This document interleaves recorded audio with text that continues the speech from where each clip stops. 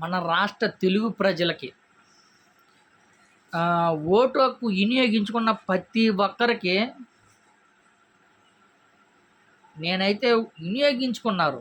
ప్రతి ఒక్కరు అసలు ఎక్కడెక్కడ ఈసారి ఓటింగ్ కానీ ఎక్కడెక్కడి నుంచి వచ్చి విదేశాల నుంచి వచ్చి ఓటు వినియోగించుకున్నారు. ఫస్టు నేనైతే బడుగు బలహీన వర్గాలకు అందరికీ జగన్మోహన్ రెడ్డి గారు అండగా ఉన్నాడు, జగన్మోహన్ రెడ్డి గారికి కానీ అండగా ఉంటాడు అనే విధంగా పరిపాలన అందించాడు అనుకున్నాను నేనైతే.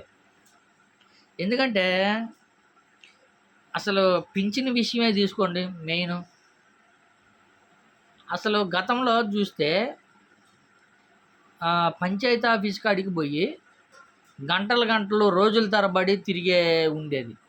ఆ పరిస్థితిని రద్దు చేసి ఇంటి దగ్గరికే తీసుకొచ్చే విధంగా చేశాడు.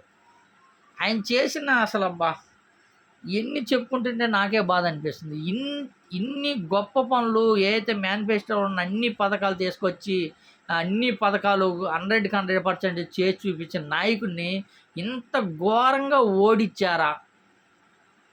నాకు నమ్మబుద్ధి కావట్లా. ఇంత ఘోరంగా జనాలు ఓడించారా?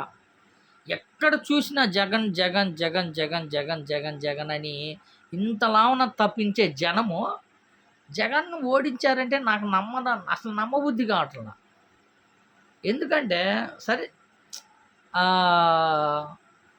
టీడీపీ గెలిచింది అనుకోండి, గెలుపు పక్కకు పెట్టండి, కానీ ఇంత ఏదైతే 151 సింగిల్గా జగన్మోహన్ రెడ్డి గారు 151 సీటు గెలుచుకున్న జగన్మోహన్ రెడ్డి గారు ఈరోజు 10 సీట్లకు పరిమితం అయిపోయాడంటే మైండ్ అనేది దిమ్మ తిరిగిపోతుందని చెప్పుకోవాలి. అంటే నాకనే కాదు, ఎవరికైనా ఈ విషయము ప్రతిపక్షం వాళ్ళకి కానీ టీడీపీ వాళ్ళకి కానీ ఇది అబ్బా ఏంద్ర ఎంత దారుణంగా ఓడిపోయాడా అనే విధంగా ఆశ్చర్యం అనిపించే తనంగా వచ్చిందనే చెప్పుకోవచ్చు. ఎందుకంటే అసలు స్కూల్ విషయంలో కానీ ఆటో దోలే వాళ్ళ విషయంలో కానీ చేయూత కానీ అసలు వాళ్ళు వీళ్ళనే లేదు. ఆంధ్రప్రదేశ్లో ప్రతి ఒక్కరు లబ్ధి పొందిన వాళ్ళే. లబ్ధి పొందనోడు అంటూ లేనే లేదు జగన్మోహన్ రెడ్డి గారి ప్రభుత్వంలో. ఆల్మోస్ట్ టీడీపీ పార్టీ వాళ్ళు కానీ ఇప్పటికీ బల్లగుద్ది చెబుతున్నా నేను, ఇదైతే నిరూపిస్తా. టీడీపీ పార్టీ వాళ్ళు కానీ లబ్ధి పొందారు వైసీపీ పార్టీలో ఆ పార్టీకి ఈ పార్టీకి సంబంధమే లేదు. మరి ఇప్పుడు తెలిసింది టీడీపీ పార్టీ గెలిచింది కదా, మరి వైసీపీ పార్టీ వాళ్ళకి మరి పథకాలు అందిరా, లేకపోతే కేవలం ఒక వర్గానికే అందిస్తారా, మరి వాళ్ళకి చెప్పిన వాళ్ళ పార్టీకి ఇస్తారా ఇప్పుడు అర్థమైంది. కానీ వైసీపీ పార్టీ జగన్మోహన్ రెడ్డి గారు పరిపాలించిన ప్రభుత్వంలో అసలు కుల మత భేదం లేకుండా, పార్టీకి సంబంధం లేకుండా ప్రతి ఒక్కరు పథకాలు తీసుకున్నారు. కానీ తీసుకున్నా కానీ తిన్నోళ్ళు కానీ ఇంత దారుణంగా ఓడిస్తారని కల్లో కానీ ఊహించాలి నేనైతే. ఆల్మోస్ట్ జగన్మోహన్ రెడ్డి గారు కానీ ఊహించుండరు ఎంత దారుణంగా ఓడిస్తారా, అసలు జనాలు ఓడించారా లేకపోతే ఏదైనా కుట్ర జరిగిందా ఏంటి అనేది ఎవరికి అర్థం కాని విషయం. నిజమా కాదా? 2019 నుంచి 2024 దాకా జగన్మోహన్ రెడ్డి గారు చేసిన పరిపాలనలో ఎన్నో సర్వేలు చేశారు. సర్వేలు చేస్తే జగన్మోహన్ రెడ్డి గారికి 70 నుంచి 80% ఓటింగ్ పడిద్ది, జగన్మోహన్ రెడ్డి గారే మళ్ళీ సీఎం అవుతాడు అని కుండ బద్దలు కొట్టినట్టుగా చెప్పాయి. ఎన్నో సర్వేలు చెప్పాయి. సర్వేలు తప్పు అయిపోయినాయి, జనాలు తప్పు అయిపోయినాయి, అన్నీ తప్పు అయి జగన్మోహన్ రెడ్డి గారు ఓటమి కాకుండా ఘోర ఓటు పరిపాలించాడంటే మీరే అర్థం ఎంత దారుణంగా ఉందో.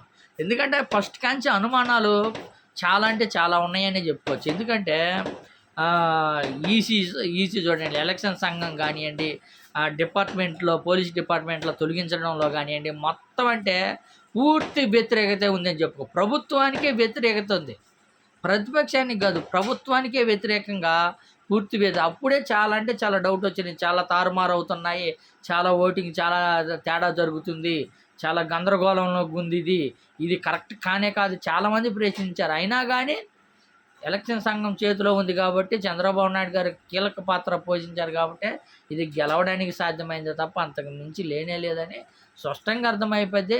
జగన్మోహన్ రెడ్డి గారు ఆల్మోస్ట్ గెలిచాడు.